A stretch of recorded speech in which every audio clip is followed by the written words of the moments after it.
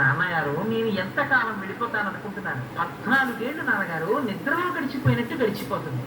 మీరు కొన్ని వేల సంవత్సరములు పరిపాలించారు. మీరు ఇలాగే సింహాసనం మీద కూర్చోవాలి. నాన్నగారు మిమ్మల్ని ఖైదు చేసి నేను రాజ్యం పుచ్చుకోనా? నాకు పుత్రధర్మం కావాలి. మిమ్మల్ని సత్యమునందు నిలబెట్టానన్న కీర్తి నాకు కావాలి. రాముళ్ళంటి కొడుకు నాకున్నాడు, నన్ను సత్యంలో నిలబెట్టడానికి తాను అడవికి వెళ్ళాడని మీరు తృప్తి చెందాలి. అంతేకాని మిమ్మల్ని నిగ్రహించి నేను రాజ్యం పుచ్చుకోనా? నాకు వద్దు నాన్నగారు.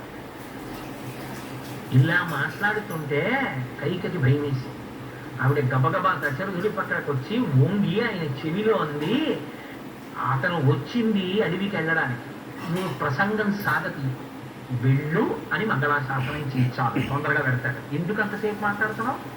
వెళదామని వచ్చాడు, వెళ్ళమని చెప్పు చాలు. ఆశ్చర్యపోయి నాయన నువ్వు ఎలాగో బయలుదేరడానికి సిద్ధమయ్యావు, ఇక నా మాట వినవు. నువ్వు ధర్మమునందంత పూనిక ఉన్నవాడివి, అందుకు కదా నేను ఏడుస్తున్నాను. నువ్వు ధర్మాన్ని నమ్మకుండా నన్ను కారాగారంలో పెడితే నేను సంతోషించేవాడిని. నువ్వు ధర్మాన్ని నమ్మావు కాబట్టి నేను ఏడుస్తున్నాను. నాయన నీ ధర్మం నిన్ను రక్షిస్తుంది, సంతోషంగా వెళ్ళిరా.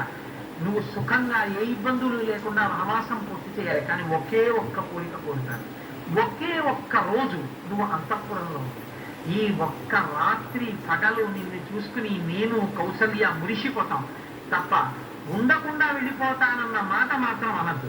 ఒక్క రోజుండి వెళ్ళు అని ప్రార్థన చేశాను. అడిగితే రాముడు అన్నాడు, నాన్నగారు నేను ఉండడం, ఒక్కరోజు ఉండడం వల్ల ప్రయోజనం ఏమీ సిద్ధించదు.